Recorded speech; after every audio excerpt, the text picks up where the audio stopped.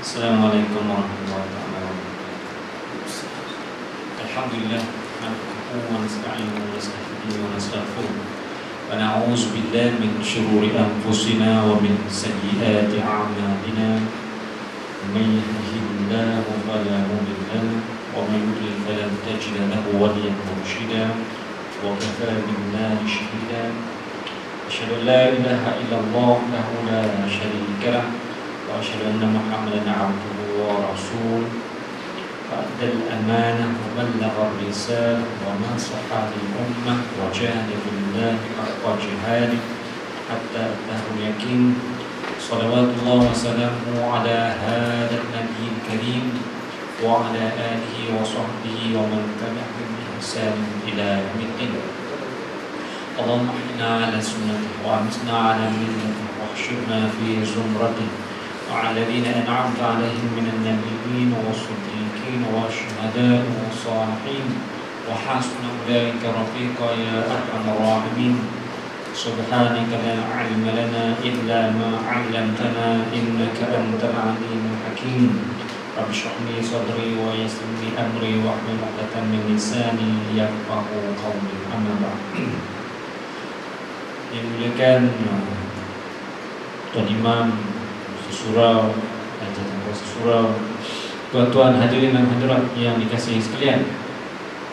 Alhamdulillah, kita bersyukur kehadirat Allah Subhanahu wa taala kerana dapat bertemu kembali setelah hampir sebulan kita berpuasa, dan kita sekarang telah berada dalam bulan Syawal, bulan yang meraihkan kemenangan kita kerana telah dapat berpuasa dengan sesungguh-sungguhnya.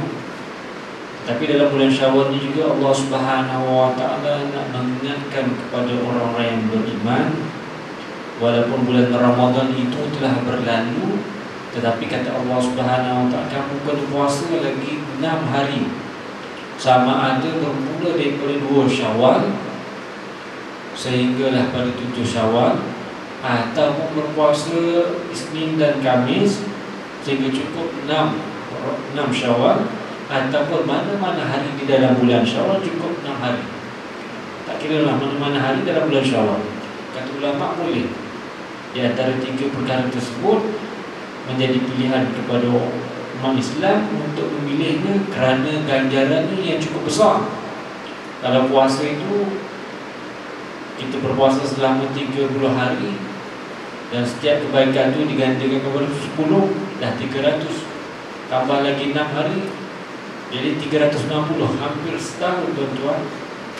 Puasa sebulan tambah lagi 6 hari, bersamaan setahun kita berpuasa. Ganjarannya, nilainya, tapi berbeza dah dibandingkan dengan bulan Ramadan.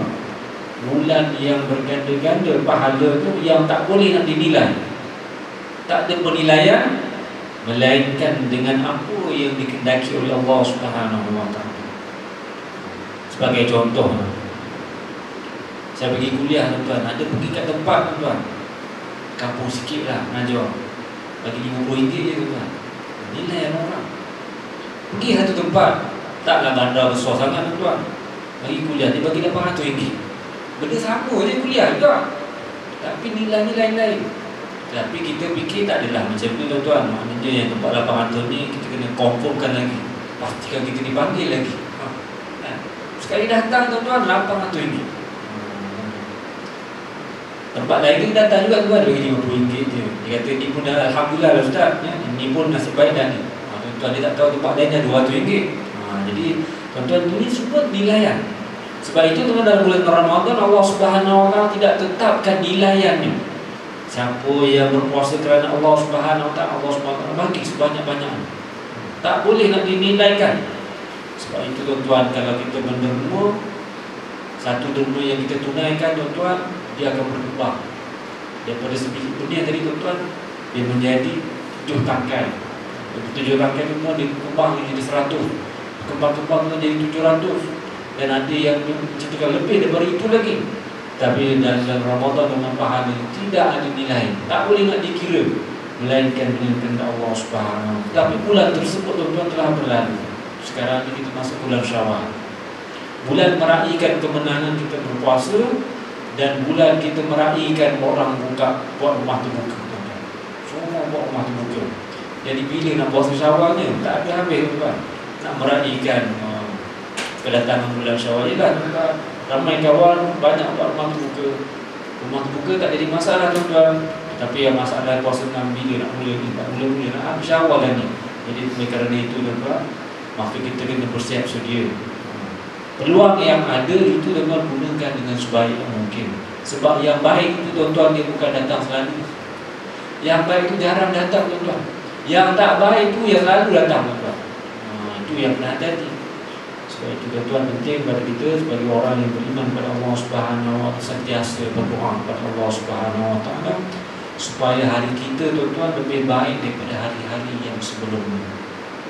Supaya usia kita ini tuan-tuan lebih baik daripada usia-usia kita sebelumnya. Amalan kita tuan-tuan supaya lebih baik daripada amalan-amalan yang sebelumnya. Sebab itu tuan-tuan penting kita sebagai orang yang beriman pada Allah Subhanahu wa taala meletakkan keyakinan kita kepada Allah Subhanahu wa taala, bukan meletakkan kepada manusia. Jadi kita masuk tuan-tuan pada muka surat nombor 3, perkara amat yang berkaitan dengan tajuk yang pertama, mengenai hadis mengenai berhijrah. Nabi sebut dah dalam hadis yang diriwayatkan oleh Ybhg Ust bila Umar bin al-Khattab. Umar bin al-Khattab ini tuan-tuan dikenali sebagai Abu Hafsin, maknanya gelaran kepada dia bapa singa. Nak ceritanya bukan bapa kepada singa-singa yang lain tuan-tuan. Nak ceritanya garang orangnya. Jangan nak buat pasal dengan dia. Dan dia banyak tuan-tuan kalau berlaku perselisihan. Pada awal-awal Islam tuan-tuan berlaku perselisihan, ia dengan Nabi tuan-tuan. Kalau ada masalah mengenai tawanan, dia kata pancung dia. Menyusahkan Islam ni, pancung dia. Tak payah letak dalam penjara, tak payah, pancung saja. Senang agama ni nak sembah. Tetapi berbeza pula dengan pendapat Abu Bakar As-Siddiq bagi peluang sikit. Dan kedua-duanya itu tuan-tuan merupakan sahabat Rasulullah SAW. Sebab itu kita lihat Umar bin Al-Khattab, dia bukan setakat memimpin negara, bukan menjadi pemimpin, tetapi dia mempelajari daripada Islam, mempelajari daripada Rasulullah SAW, dan dia melaksanakan. Dia belajar Islam tuan-tuan, antaranya dia lihat bagaimana mukjizat atau bagaimana wahyu yang diturunkan oleh Allah Subhanahu wa taala kepada Nabi Muhammad. Dia lihat sendiri kadang-kadang tuan, kadang-kadang para sahabat ini nampak sendiri bagaimana wahyu itu turun kepada Nabi Muhammad. Bila turun tuan-tuan bukan macam orang menurun. Itu lain. Kejap dia hang tuah lah tuan-tuan, kejap dia jadi macam-macam, itu lain. Rasulullah ni tuan-tuan, dia pernah satu ketika dia dapat wahyu, dia naik unta tuan-tuan. Tengah naik unta, tiba-tiba wahyu turun. Bila wahyu turun tuan-tuan, unta yang dinaiki oleh Nabi Muhammad SAW tuan-tuan, dia terduduk tuan-tuan. Cerita berat dia wahyu itu turun. Kadang-kadang kita pun tertanya ni kat mana beratnya. Dia macam SMS je, payah sangat, turun je lah, apa masalah tuan-tuan. Tetapi nak cerita tuan-tuan, berat ni nilai tuan-tuan wahyu yang diturunkan oleh Allah Subhanahu wa taala sampai terduduk unta yang Nabi SAW tengah tunggangi, tengah bawa, tiba-tiba terduduk tuan-tuan. Nak cerita berat tuan-tuan. Sebab itu tuan-tuan, nilai wahyu yang diturunkan oleh Allah Subhanahu wa taala itu tuan-tuan kepada hamba-hambanya yang terpilih. Adapun kita ni tuan-tuan tidak ada wahyu, yang ada ilham. Kita diberikan ilham. Sebab itu tuan-tuan, sebaik-baik kita minta pada Allah SWT diberikan ilham yang baik. Berbeza pula dengan orang yang isap okok tuan-tuan. Sebab apa dia isap okok, dia kata dia cuma ilham. Isap tengah keluar asap putih, tak ada juga. Isap lagi, tak ada juga tuan-tuan. Sampai habis satu kotak, tak ada juga tuan-tuan ilham dia. Kosong lagi tuan-tuan. Jadi beli lagi tuan-tuan rokok tersebut. Dia sampai bila pun tuan-tuan tak selesai masalah. Jadi kita lihat tuan-tuan, amal yang ikhlas. Amal yang didasarkan kepada niat yang baik dan ikhlas diterima oleh Allah dan diberi ganjaran. Kita nak beramal tuan-tuan, biarlah ikhlas. Niatnya baik. Niatnya kita nak buat, contohnya tuan-tuan datang sini nak belajar kerana Allah Subhanahu wa taala, bukan kerana saya, tapi kerana Allah Subhanahu wa taala, nak memahami agama Allah Subhanahu wa taala, akan diberikan ganjaran. Saya tak boleh bagi ganjaran, bahkan saya pun dibagi ganjaran. oleh pengaju. Kalau para nabi tuan-tuan, dia menyebarkan agama Allah Subhanahu Wa Taala, dia tak minta ganjaran. In ajriya illa min 'indillah. Dia kata para nabi ni kalau datang berdakwah, tuan-tuan menyeru pada kaum ni, dia kata cukuplah Allah Subhanahu Wa Taala bagi aku rezeki, tak payah minta. Tetapi kalau ustaz-ustaz mengajar, tuan-tuan tak bagi, tuan-tuan, tahun depan atau bulan depan tak datang lah, tuan-tuan. Minta maaf lah, kata dia. Ustaz boleh datang dia. Saya banyak hal ni. Padahal tak ada hal tu, tuan-tuan. Tapi sebab tak dibayar. Tuan-tuan, pun ada juga macam tu. Tapi nak buat macam mana? Jadi oleh kerana itu, tuan-tuan, kata Allah Subhanahu Wa Taala, siapa yang melakukan perbuatan yang baik, dia beramal dengan amalan yang baik. Dia dengar saja, tuan-tuan. Dengar je. Bukan payah pun nak dengar je. Kadang-kadang bukan setakat dengar je, tuan. Kadang-kadang tak dengar. Tak dengar sebab apa, tuan, dia khayalkan tempat lain. Dalam keseluruhan dia mendengar ilmu, dia khayal. Jadi oleh kerana itu, Allah Subhanahu Wa Taala akan memberikan ganjaran. Ganjaran itu, tuan-tuan, tak nampak dekat dunia. Dia tak boleh bagi on the spot. Dan lepas habis kuliah ni nanti dapat ganjaran. Berapa dapat SMS, dapat 10 poin hari ni. Tak ada, tuan-tuan. Ini bukan tak mesra, lain. Tetapi yang diberikan oleh Allah Subhanahu Wa Taala nilai itu, tuan-tuan, di hari akhirat nanti. Ada ganjaran. Dan ganjaran tersebut tidak ada expire. Dia tak ada expire, tuan-tuan. Dia sentiasa tak perlu nak renew. Tetapi Allah Subhanahu Wa Taala akan membagi, tuan-tuan, akan berinya pada hari akhirat. Imam Nawawi dalam keterangan mengenai amal yang disertai dengan niat yang baik berkata bahawa amal itu ada 3 jenis, iaitu amal yang dikerjakan kerana takut kepada Allah. Inilah namanya ibadat hamba. Dibuat satu perbuatan kerana Allah Subhanahu Wa Taala. Dibuat satu usaha, tuan-tuan, kerana Allah Subhanahu Wa Taala. Contohlah, orang jemput dia, tuan-tuan, pergi majlis tahlil ataupun majlis kenduri. Kalau tak pergi, siapa lagi nak pergi? Kesian, tuan rumah dah masak banyak-banyak ni, penat dia masak. Jadi pergilah, tuan-tuan. Jadi bila pergi, tuan-tuan, niat tu akan dapat pahala daripada Allah Subhanahu Wa Taala. Tapi janganlah pergi pula kat kenduri, tuan-tuan, tengok dah penat tahlil, tuan-tuan, dah penat dah baca yasin, tiba-tiba keluar nasi lemak ni, sebungkus.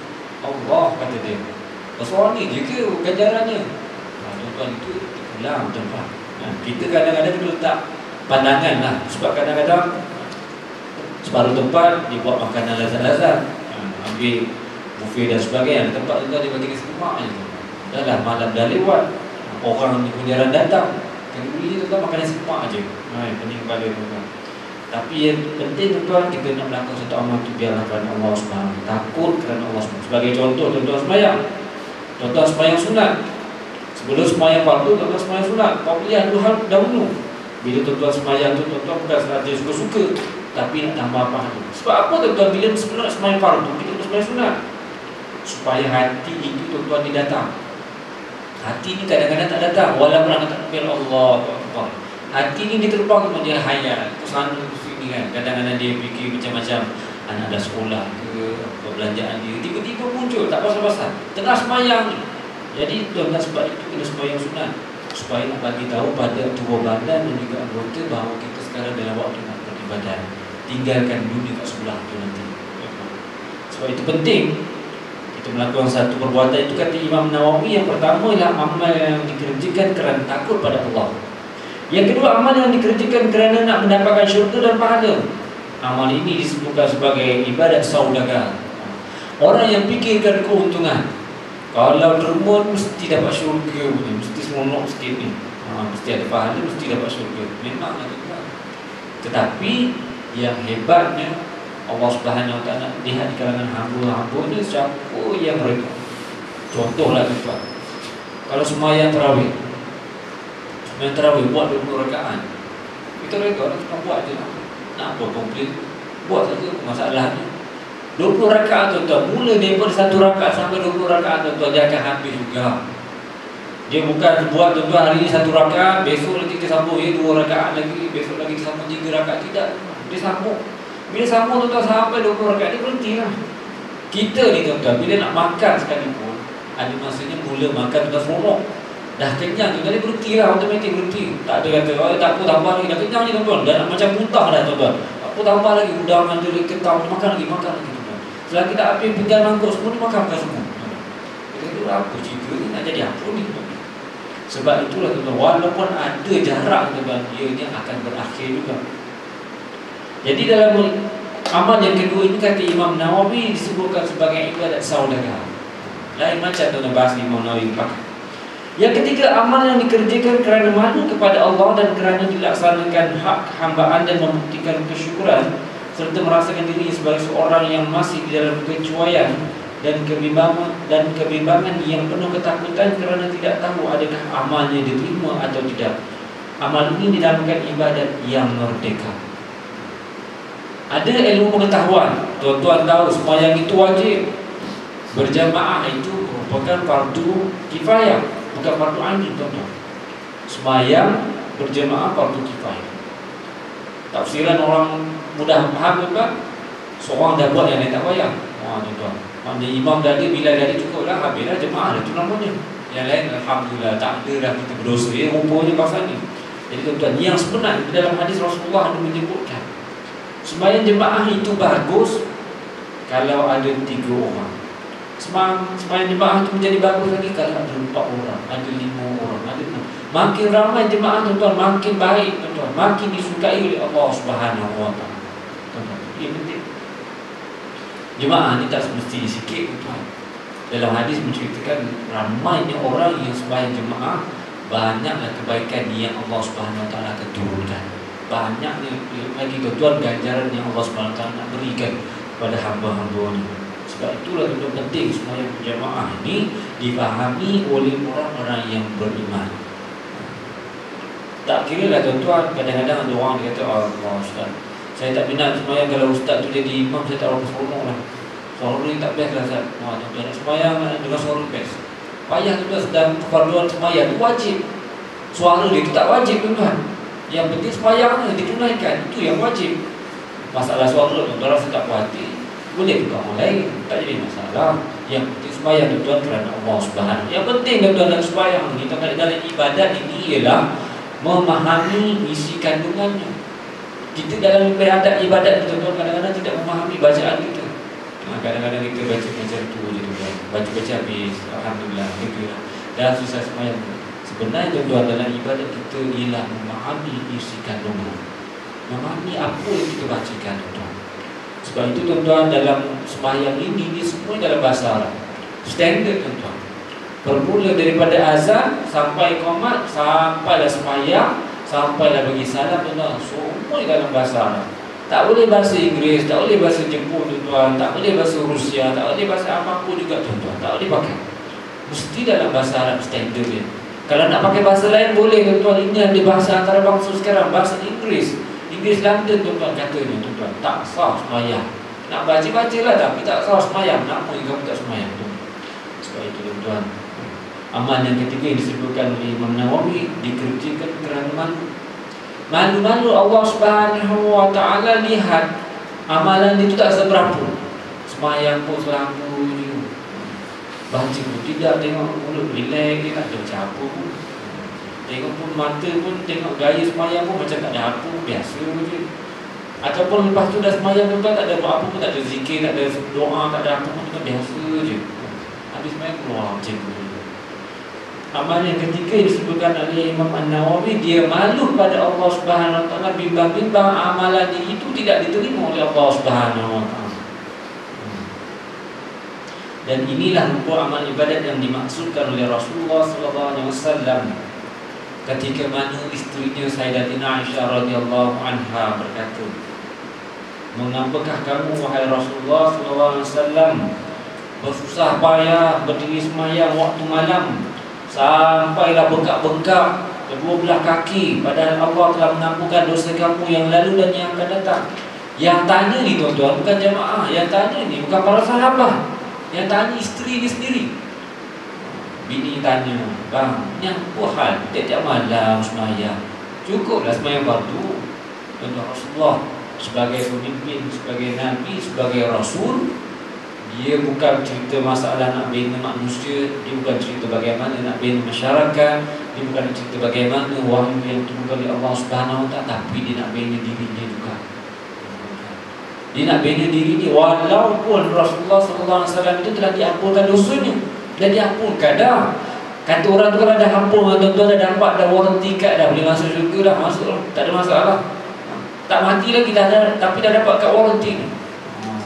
macam kita beli apa benda pun tuan dapat warranty kad, seronok kalau rosak ditanggung. Jadi Rasulullah dah dapat kad dah tuan-tuan, boleh masuk dah. Ada pas dah tuan-tuan, masuk, tak ada masalah. Tapi Rasulullah jawab tuan-tuan pada Sayyidatina Aisyah, wahai Aisyah, afala akuna abdan syakura, apakah aku tak nak jadi hamba yang bersyukur? Bersyukur tuan macam mana tuan? Bukan lepas makan kenduri tuan dah kenyang, alhamdulillah, terima kasih rumah, ambil balik tuan. Masa pegang aku tidak, aku tidak tuan. Tapi yang sebenarnya Rasulullah SAW, dia nak menunjukkan kesyukuran dia itu dengan banyaknya beribadat malam. Qumil laila illa qalila nisfahu aw inqus minhu qalila. Setengah malam wahai Rasulullah, kata Allah Subhanahu wa taala, buatlah separuh malam. Tak separuh malam, 1/3 malam. Maknanya apa tuan-tuan, mulai dari pukul 12 sampai pukul 5 pagi. Wahai Rasulullah, tuan-tuan, Rasulullah ni isterinya ramai. Kalau kita lah tuan-tuan, isterinya 2 ataupun isterinya ada 3 ataupun isterinya ada 4, tuan-tuan pening kepala nak pusingkan. Isteri yang pertama dah SMS, bang giliran saya. Yang kedua macam itu juga, giliran saya bang. Okey, yang ketiga macam itu tuan. Giliran tak jadi masalah tuan-tuan. Rasulullah isterinya ramai lebih daripada 4, tapi tak ada masa tuan-tuan nak buat projek apa-apa tuan-tuan, tak ada masa sangat. Sebab setiap malam dia beribadat kepada Allah Subhanahu wa taala. Ini hebat tuan-tuan. Kita pula tuan-tuan sibuk. Bukan sibuk ibadat, sibuk memenuhi tuntutan isteri. Giliran saya bang, jangan pun malam ni. Tuan-tuan, malam ni siang tak ada, malam ni. Sebab siang kerja tuan-tuan. Siang kerja. Jadi orang kaya macam tu lah. Isteri ramai. Tanggungjawab ditunaikan, tapi ibadat ni malam-malam tuan-tuan. Apalah aku nak abdan syakur. Dan Rasulullah sembahyang tuan-tuan sampai kaki dia bekak-bekak. Kita ni tuan banyak orang bekak kaki tuan-tuan, tapi bukan sebab sembahyang, sebab banyak makan. Makan gaul lah dah, apa lah tuan-tuan. Jadi tak tahu lah tuan-tuan. Bila dah kena penyakit macam tu tuan-tuan, mulalah macam mana nak beribadat, Ustaz, kaki dah sakit ni. Masa sihat pun tak beribadat, nak waktu sakit nak beribadat, macam mana? Sihat pun tak beribadat, masa sakit baru nak fikir nak beribadat. Kata orang lah tuan-tuan kan, bagi contoh, seorang sakit, cuba tuan-tuan tengok orang seorang sakit bila dia dapat rawatan daripada doktor. Doktor kata, tuan, Pak Haji ni boleh hidup tak berapa lama lagi 5 bulan je Pak Haji boleh hidup. Apa rasa tuan-tuan? Rasa alhamdulillah doktor, lega rasa saya tuan-tuan. Rasa macam tu tuan-tuan. 5 bulan ni tuan-tuan, dia dah rasa lain macam kan. Nak makan pun dah tak ada rasa seronok, nak sembang pun tak ada seronok tuan-tuan. Sebab itu tuan-tuan lihat bagaimana Rasulullah SAW, dia setiap malam kita sentiasa beribadah kepada Allah SWT, tidak lupa. Walaupun hamba yang dipilih oleh Allah SWT tidak melakukan sebarang dosa, tak buat dosa tuan-tuan. Pernah satu ketika dalam peperangan Badar, peperangan pertama, Rasulullah SAW diluruskan angkatan tentera dia tuan-tuan. Diluruskan angkatan tentera nak berhadapan dengan kaum musyrikin yang datang daripada kota Mekah. Tentera dia tak ramai, 313 orang. Tentera kafir musyrikin tuan-tuan daripada kota Mekah yang datang tuan-tuan, semuanya hero-hero, semuanya dah pakar bergaduh tuan-tuan, dah pakar membunuh orang, seramai 1000 orang. Dan mereka itu tuan-tuan dengan perasaan bangganya, dengan perasaan sombongnya, kita akan menang, kita akan kalahkan Muhammad. Tak jadi masalah. Jadi malam itu tuan-tuan buat parti, buat semua makan kambing, makan lembu, makan semua tuan-tuan, makan nak segala-galanya. Besok ni kita nak berjuang, nak mempertahankan agama kita. Nabi Muhammad SAW tuan-tuan dalam keadaan demikian, dia luruskan saf barisan para sahabat nak bertemu dengan musuh. Ini bukan main-main nak lawan ni tuan-tuan. Rasulullah ada perancangan, tengok. Nak sembahyang pun tuan-tuan, Rasulullah kata saf, luruskan saf. Nak berperang tuan-tuan, luruskan saf. Bukanlah bila nak berperang, kamu pandai-pandailah pilih tempat kamu mana kamu rasa sesuai. Tak bijak tuan-tuan. Tapi Rasulullah tuan-tuan sebagai pemimpin, sebagai panglima perang tuan-tuan, diatur. Dalam keadaan demikian, dia luruskan saf tuan-tuan, ada seorang badannya agak gemuk sikit. Jadi Rasulullah tolak dia dengan Rasulullah memegang cawan. Rasulullah tolak dia. Ni apa perlu besar tangan, sana sikit. Luruskan saf, lurus betul-betul. Bagi lurus sungguh-sungguh. Jadi sahabatnya tuan-tuan, dia terasa. Dia tolak je tuan-tuan perut dia. Jadi dia, sebab Rasulullah nak luruskan sungguh-sungguh. Tak kira lah gemuk ke, tak kira lah kurus ke tuan-tuan, tapi yang penting lurus safnya. Keadaannya, tak kira lah panjang ke, tinggi ke, rendah ke tuan-tuan, ini tak penting. Yang penting lurusnya, safnya lurus betul-betul. Seriusnya Rasulullah, sungguh-sungguhnya Rasulullah. Jadi sebelum, dalam keadaan demikian tuan-tuan, Rasulullah tanya pada sahabat sebelum berperang, ada tak di kalangan kamu ini yang ingin meminta padaku sesuatu sebelum kita berperang? Jadi seorang sahabat tadi yang ditolak oleh Rasulullah, perutnya dengan cawan tadi, cawan yang ada di tangan sahabat tadi ditolaknya. Sahabat tu kata, wahai Rasulullah, aku nak kisos, aku nak balas balik pada kau, wahai Rasulullah, kau tolak aku tadi. Tuan Rasulullah. Sahabat yang lain tercengang tengok, Rasulullah ni tidak balas, silap pula kata masuk syurga nanti, macam mana? Jangan main, Rasulullah ni yang boleh menyelamatkan kita, tapi tiba-tiba dia nak balas dendam juga sebab Rasulullah tolak perut dia tadi, tuan-tuan. Dalam keadaan demikian Rasulullah kata, aku dah buka dah baju aku ni, kamu nak buat apa dengan aku? Tuan-tuan. Lalu sahabat yang ini, tuan-tuan, dia buat apa? Dia peluk Rasulullah, tuan-tuan. Dia peluk. Kalau kita dah, tuan-tuan, orang peluk kita, tuan-tuan, lain macam. Kalau isteri peluk pun, tuan-tuan, lain macam, tuan-tuan. Ini lagi kawan, tuan-tuan. Kalau berjambang ke, tuan-tuan, dengan serabut dan sebagainya, peluk kita, tuan-tuan. Dalam keadaan kita tak pakai baju, tuan-tuan. Tak pakai baju ni, buka, nampak dada, tuan-tuan. Dia peluk. Lalu apa yang dia buat, tuan-tuan? Dia peluk. Dia peluknya perut Rasulullah. Kat situ pula. Tadi Rasulullah tolak perut dia, tuan-tuan. Sahabat tadi, tuan-tuan, dia pegang perut Rasulullah. Lalu dia buat apa, tuan-tuan? Lalu Rasulullah pun bertanya kepada sahabat tadi, wahai saudara, sudah nak buat apa ni? Pegang perut aku ni, ada apa ni? Jangan lama sangat. Kata, tak apalah Rasulullah, aku rasa pegang kau pun dah seronok lagi. Tolonglah. Tuan-tuan. Jadi maknanya, tuan-tuan, nak ceritanya dalam keadaan nak hampir berperang, tuan-tuan, ada lagi sahabat, tuan-tuan, sempat nak bergurau dengan Rasulullah SAW. Afala aku na'amdan syakura, apakah aku ini bukan hamba yang ingin bersyukur kepada Allah Subhanahu wa taala atas kurniaan, di atas nikmatnya, tuan-tuan. Demikianlah ketiga-tiga bahagian amal ini yang dinamakan amal ibadat orang yang ikhlas. Berlainannya hanya terletak pada bahagian-bahagian. Tadi ada yang bersifat saudagar, tadi ada yang bersifat hamba takut saja, tuan-tuan. Tapi ada satu lagi, tuan-tuan, dia maju pada Allah Subhanahu wa taala, bimbang-bimbang amalan itu tidak diterima oleh Allah Subhanahu wa taala. Ini yang hebat juga. Orang semayang, tuan-tuan, lepas habis semayang dia berdoa pada Allah SWT sungguh-sungguh supaya Allah SWT terima amalannya. Bila dah terima, tuan-tuan, macam inilah mudah cerita. Tuan-tuan masuk satu peperiksaan, dapat keputusan lulus, kan seronok, tuan-tuan. Tapi masuk peperiksaan, tuan-tuan, keputusannya gagal. Apa rasa, tuan-tuan? Jawabnya biasa lagi sekali, kan tak seronok. Tapi apabila kita beribadah pada Allah Subhanahu wa taala dengan rasa perasaan rendah diri, mudah-mudahan Allah Subhanahu wa taala terima amal kita, tuan. Itu yang akan melahirkan semangat kita nak beribadah pada Allah Subhanahu wa taala. Kesimpulannya, amal yang ikhlas ialah amal yang diniatkan hanya kepada Allah Subhanahu wa taala. Ada diceritakan seorang lelaki telah datang bertemu dengan Rasulullah sallallahu alaihi wasallam dan berkata, ya Rasulullah, ada seorang lelaki yang bersedekah dan dia suka dipuji dan diberikan pahala kepadanya.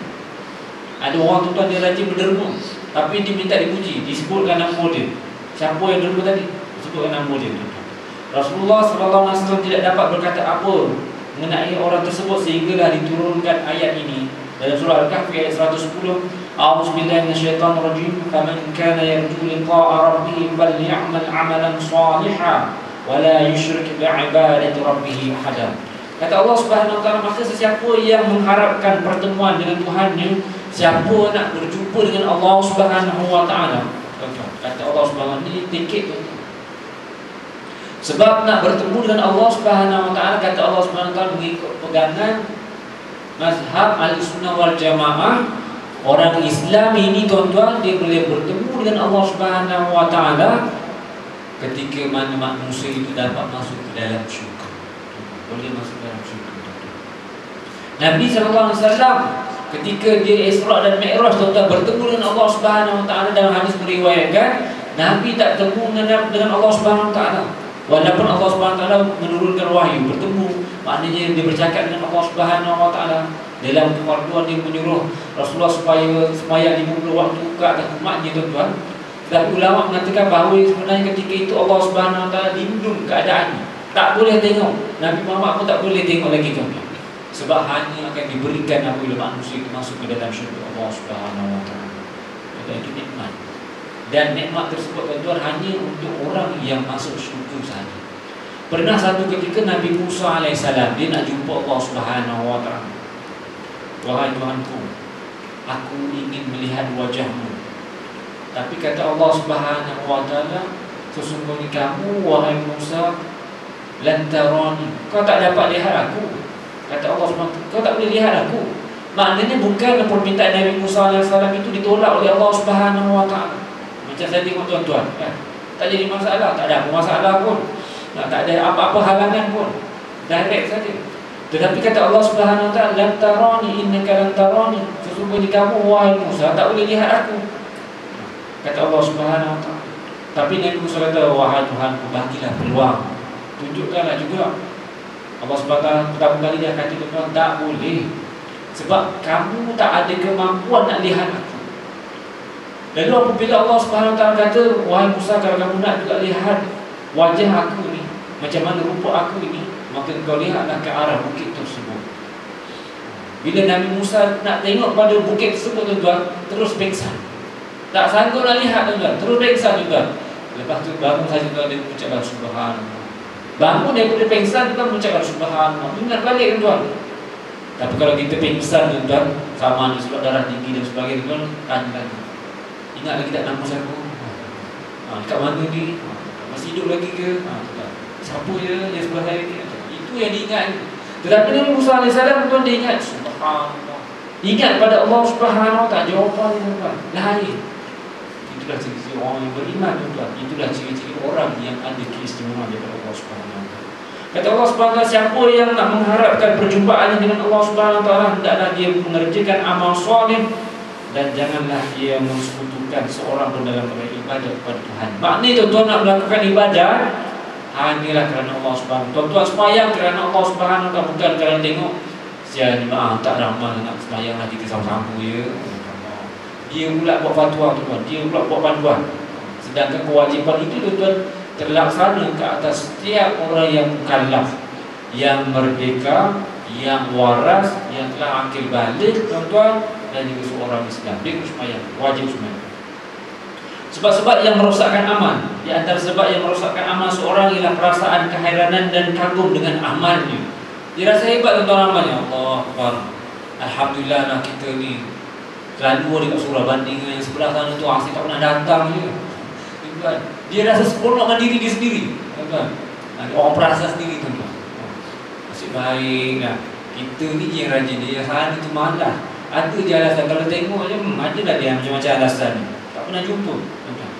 Dan perasaan bersombongan dengan melakukan perasaan itu merosakkan serta memusnahkan amal tersebut. Jadi oleh kerana ada wujud perasaan tersebut, tuan, maka hilanglah amal kebaikan yang telah dilaksanakan. Sebab itu, tuan-tuan, dah beramal, tuan, kena merendah diri. Alhamdulillah, cukup setakat itu saja, tuan.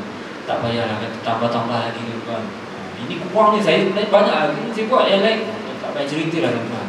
Ramai lagi orang yang lebih hebat. Selain perasaan tersebut, ada lagi perasaan yang membahayakan, yang memusnahkan amal, iaitulah perasaan riya.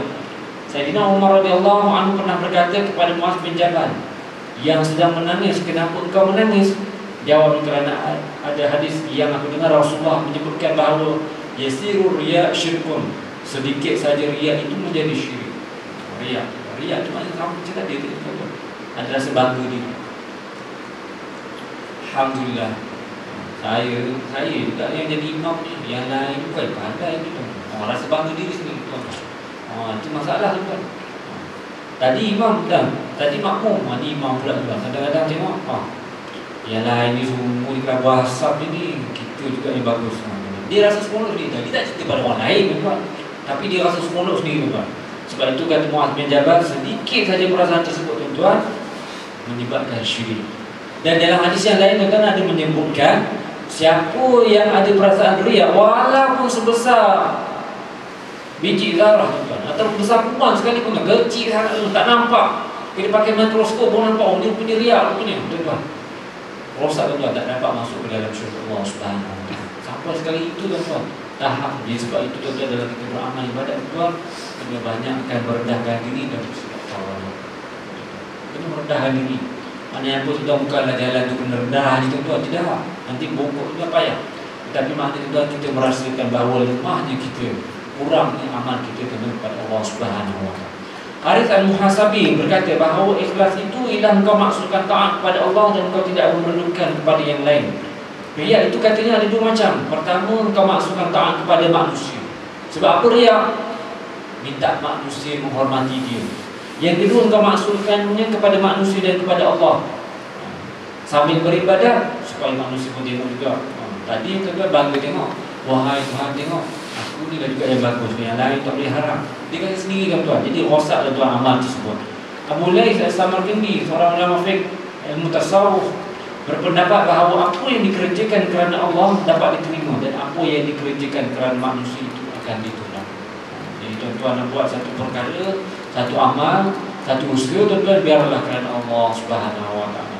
Kalau manusia dan tuan susah, kita datang kuliah tuan supaya jiran kita tengok itulah yang baik tuan. Yang dia itu malas, sebagai contoh. Itu pun tuan akan menyebabkan amal tersebut akan ditolak oleh Allah Subhanahu Wa Taala. Amal yang dicampuri perasaan riya bukanlah amal yang bersih. Malah itulah amal yang menipukan dirinya, yang merosakkan jiwa dan menghilangkan harapan. Rasulullah menamakan riya jenis syirik yang paling halus sebagai sabdanya, akhwafu ma akhafu alaikum syirk al-asghar fasu'ila anhu faqala ar-riya. Yang amat aku takuti ke atas kamu sekalian wahai orang-orang yang beriman ialah syirik yang paling kecil sekali, iaitu perasaan riya.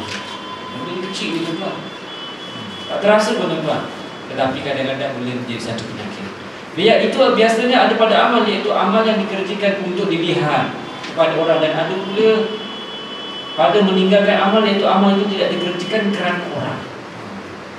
Kalau tak ada orang tuan, dia malah nak azan. Kalau ada orang tuan, dia yang paling rajin nak azan tuan. Sebagai contoh lah, bila tuan, sebagai contoh. Tak ada orang tuan, dia malah nak azan. Ada orang tuan, ramai pula yang datang hari ni, dia pula sibuk bagi saya. Jadi beramal atau tidak adalah kerana orang lain. Dalam hal ini, seorang ulama ilmu tasawuf menceritakan bahawa tarkul amal min ajli nas riya wal amal min ajli nasyr wal ikhlas ayu'afika Allah minha. Tinggalkan amal kerana manusia merupakan riya, beramal kerana manusia itu adalah syirik, ikhlas itu ialah Allah menyelamatkan engkau daripada perbuatan itu. Tadi tuan-tuan perasaan bangga diri sangat tuan-tuan, iaitu melakukan suatu perbuatan itu kerana manusia, supaya manusia puji dia, supaya manusia lihat perbuatan dia. Yang kedua tadi tuan-tuan, bahawa dia tidak berniat untuk beramal kerana Allah Subhanahu Wa Taala. Jadi kalau demikian tuan melihatlah bahawa amal yang dikerjakan dengan riya dan amal yang dilakukan campuran antara Allah dan riya tadi, dan kemudian dunia adalah amal yang bersifat sekutu yang menyebabkan Allah Subhanahu Wa Taala akan menolak amalan tersebut. Sabda Rasulullah, sabda firman Allah Subhanahu Wa Taala dalam hadis qudsi, "Ana akhna syuraka an syirk. Man 'amila 'amalan asyraka ma'i fi ghairi taraktuhu wa syirkahu." Aku kaya daripada segala sekutu. Barang siapa yang mengerjakan suatu amal yang dia sekutukan berserta padanya akan yang lain daripada itu, aku tinggalkan dia berserta dengan sekutu. Maknanya tadi tuan-tuan, kalau tuan-tuan beramal, tuan-tuan melakukan perkara yang diperintahkan oleh Allah Subhanahu Wa Taala, dalam pada itu tuan-tuan mengharapkan supaya manusia lihat perbuatan tuan-tuan, maka itu juga tuan-tuan akan menyebabkan amal tersebut ditolak oleh Allah Subhanahu Wa Taala. Amal yang disekutukan tadi tidaklah benar-benar merupakan amal yang ikhlas. Imam Ghazali dalam ulasannya mengenai perkara al-syurak sekutu tadi, bahawa sekutu pada amal yang menghilangkan pahala ialah adanya perasaan riya. Ada bersekutu yang lain tidaklah menghilangkan pahala sama sekali. Hal ini samalah seperti urusan haji yang dikerjakan dengan maksud berniaga. Mula-mula dia nak haji, dalam masa haji tu tuan-tuan dia boleh berniaga. Dia jual kain, dia jual macam-macam baju dan sebagainya. Dan dengan urusan perang yang dimaksudkan untuk mempertahankan agama. Yang pertama tadi tuan-tuan, cadang ini nak mempertahankan agama. Sebab agama Allah Subhanahu Wa Taala ini dicemari, dicela, diperhinakan tuan-tuan. Lalu dikata kita nak berjuang kerana Allah Subhanahu Wa Taala. Tapi dalam masa yang sama juga tuan-tuan, kalau perang kita menang, harta itu saya nak ambil dulu. Orang yang mengerjakan haji dengan maksud dia yang tadi dan ni tuan-tuan nak berniaga, akan mendapat pahala menurut kadar niatnya. Manakala orang yang berperang perlu itu akan mendapat pahalanya walaupun berkurangan daripada yang sepatutnya.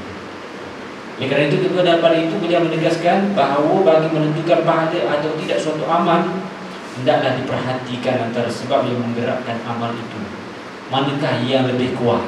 Pilihan tuan-tuan, nak buat satu perkara, yang mana lebih hebat? Tunggu manusia puji ke ataupun ini kerana Allah Subhanahu Wa Taala? Syekh Izzuddin Abdul Salam Pernah ditanya orang tentang kelakuan orang yang bersembahyang, yang memanjangkan rukun sembahyangnya kerana manusia. Beliau menjawab, saya mengharapkan bahawa tidaklah dihapuskan pahalanya jika perbuatan sekutunya iaitu memanjangkan rukunnya kerana manusia pada sifat amal itu saja. Tetapi jika sekutunya itu dapat daripada asal atau dasar amal, iaitu niat sembahyangnya kerana Allah dan kerana manusia, maka terang tidak diterima sembahyang. Biasa sembahyang tu dia baca pendek je, jemaah tak ramai dengan bacaan pendek. Tiba-tiba tuan-tuan hari itu tuan-tuan ramai orang datang sembahyang. Contohlah kan malam jemaah tuan-tuan, ramai orang datang sembahyang tuan, bacaan ni pula panjang tuan-tuan, sepanjang-panjangnya. Jadi orang pun tertanya, rasa pendek je, hari ni panjang pula ni. Dia tertanya-tanya tuan-tuan, sama ada dia lakukan itu kerana Allah Subhanahu Wa Taala, maka dia akan dapat pahala. Tetapi kalau dia nak tunjuk pada manusia tuan-tuan, maka akan tertolak amalan tersebut tuan-tuan. Maka kena berhati-hati. Jadi lihatlah tuan-tuan dalam hadis ini bahawa bagaimana Allah Subhanahu Wa Taala menunjukkan kepada kita, antaranya ialah bahawa niat adalah dikehendaki untuk suatu amal, supaya amal itu berlaku mengikut kehendak Allah Subhanahu Wa Taala, dan dia bertanggungjawab ke atas. Tuan-tuan datang kat sini kalau kerana Allah Subhanahu Wa Taala, dapatlah pahala. Kalau tak dapat pahala pun tuan-tuan boleh rehat, dapatlah rehat, kerehatan, ataupun dapatlah bertemu dengan kawan-kawan. Itu saja, tak lebih daripada itu. Tapi kalau tuan-tuan datang sini kerana Allah Subhanahu Wa Taala, nak memahami agama Allah Subhanahu Wa Taala, dapatlah pahala tuan-tuan. Dan juga mudah-mudahan dalam hadis yang lain, Allahumma faqih fiddin, Allah Subhanahu Wa Taala akan memberikan kemudahan kepadanya untuk memahami agama Allah Subhanahu Wa Taala. Jadi oleh kerana itu tuan-tuan, balasan atas amal dan niat tersebut menurut niat orang yang mengerjakannya. Yang demikian tidaklah diharus bagi orang seseorang menggantikan atau mewakilkan amal ini kepada orang lain, kerana tidaklah harus digantikan. Dalam pada itu ada juga perkara yang dikecualikan, iaitu seorang boleh mengadakan wakilnya untuk melakukan dalam perkara yang lain. Contohnya pembagian zakat, sembelih korban, tuan-tuan boleh wakil kepada orang lain. Tapi dalam beramal tuan-tuan, terutama dalam sembahyang fardu, tak boleh nak wakil-wakil kepada orang lain, dan niat tersebut adalah kerana Allah Subhanahu Wa Taala. Yang kedua tuan-tuan, bahawa asal hukum hijrah daripada Mekah ke Madinah itu diwajibkan pada permulaan Islam.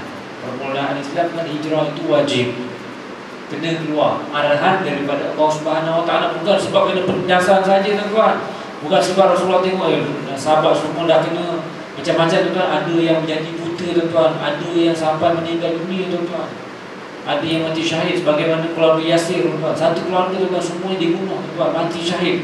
Mati keluarga yang mati syahid dalam Islam yang pertama tuan-tuan, sebelum Rasulullah berpindah ke kota Madinah. Jadi oleh kerana itu wajib kata orang Islam berpindah daripada kota Mekah ke Madinah menurut ketentuan daripada Allah Subhanahu Wa Taala. Bukan sebab Rasulullah suruh pindah tuan, tapi itu adalah arahan daripada Allah Subhanahu Wa Taala demi kepentingan Islam dan umatnya, iaitu untuk meneruskan langkah perjuangan dan juga untuk menyebarkan agama Allah Subhanahu Wa Taala. Bagaimanapun hukum wajib hijrah itu adalah buat sebentar, bukan sepanjang hayat tuan-tuan, bukan sampai hari kiamat.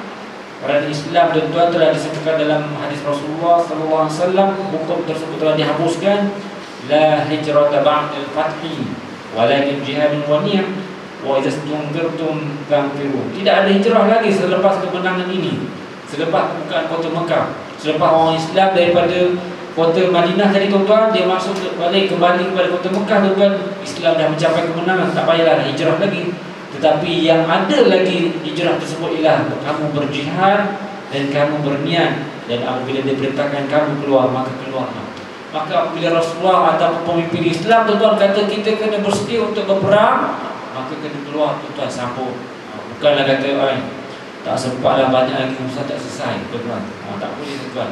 Apabila ada seruan tuan-tuan untuk berjihad jalan Allah SWT, maka hendaklah kamu bersiap sedia. Oleh kerana itu tuan-tuan, yang ketiga, ulama usul fiqh menjadikan hadis tersebut sebagai dasar utama menciptakan satu kaedah hukum fiqh, iaitu al-umur bimaqasidiha. Menurut kaedah itu, sesuatu itu ada kalanya dihukumkan haram dan ada pula dihukumkan sebagai halal menurut qasad ataupun menurut niat seseorang. Contohnya, haram menurut hukum perbuatan seorang yang tidak mahu bertegur dengan saudaranya lebih daripada 3 hari. Kita ada jiran tuan-tuan bergaduh, 3 hari tak bertegur sapu tuan-tuan. Asal tuan-tuan dia pakai lebih sikit. Jiran dia datang, apa saudara dia datang, tuan pakai kat rumah dia, dekat rumah dia, tak berhati tuan. Jadi masa muka tuan-tuan lebih daripada 3 hari. Hukum ni haram tuan-tuan, tak boleh. Tetapi jika maksudnya itu kerana sebab yang diharamkan syarak, maka tidaklah haram. Kalau dibenarkan mengikut syarak tuan-tuan, tegur tuan-tuan supaya perbuatan tersebut, contohnya kita tegur jiran kita lama tak nampak surau, lama tak nampak semayang kita tidak ni tuan. Sebab itu tuan-tuan bukan satu perkara yang tegah dalam Islam. Selanjutnya haramlah pula perbuatan seorang yang memungut barang-barang kehilangan di jalan, jika maksudnya terus memiliki. Sebagai contoh tuan-tuan, banyak kat Malaysia ni, banyak lori burger tuan-tuan. Satu lori burger tumpah terbalik kat jalan raya tuan-tuan. Orang mau pergi kutip tuan-tuan. Allah Akbar, Ustaz, daging halal tumpah Ustaz, rezeki ni banyak ni. Ramli burger Ustaz halal ni, tak ada haram ni. Memang tuan-tuan, tapi bukan untuk kita tuan-tuan. Itu Ramli burger punya nak dia jual, nak dihantar ke tempatnya, bukan untuk orang kat sebelah jalan tu kutip tuan-tuan. Dengan takdir Allah Subhanahu Wa Taala, lori tersebut terbalik tuan-tuan. Tapi orang Islam tuan, dia pakat ambil semua. Ini rezeki daripada langit ni, alhamdulillah terbalik dah. Lama tak makan rezeki percuma tuan-tuan. Lama tak makan burger tuan-tuan. Yang mudanya, yang tua tuan-tuan, semua pakat kutip tuan-tuan. Tak ada rasa malu tuan-tuan. Walaupun berlaku di tengah-tengah highway tuan-tuan, lebuh raya tuan-tuan, sangkut tuan-tuan, berhenti kereta tuan-tuan semua. Bukan nak tolong orang yang terbalik tuan-tuan, nak selamatkan burger yang ada tuan-tuan. Nanti rosak katanya tuan-tuan. Haram hukum tuan-tuan. Begitu juga dengan perbuatan-perbuatan yang lain. Pernah satu ketika di Terengganu, satu kontena terbalik tuan-tuan, terdampar kat tepi pantai. Isinya apa saya tak ingat. Tapi maknanya benda itu bukan benda dia, tapi dia panggil satu kampung tuan, semua pakai panjat lori kontena tersebut tuan, ambil asin. Tuan-tuan, ni rosak tuan. Maka benda haram tuan, bahaya. Dan tidak ada benda lain lagi tuan. Dah makan benda haram tuan, dah boleh tumbuh jadi daging dalam tubuh badan kita tuan, maka hukum tuan di hari akhirat nanti dia akan menjadi bahan bakaran pada api neraka. Jadi kita kena jaga. Jadi kena jaga tuan. Daging halal tadi tuan, halal.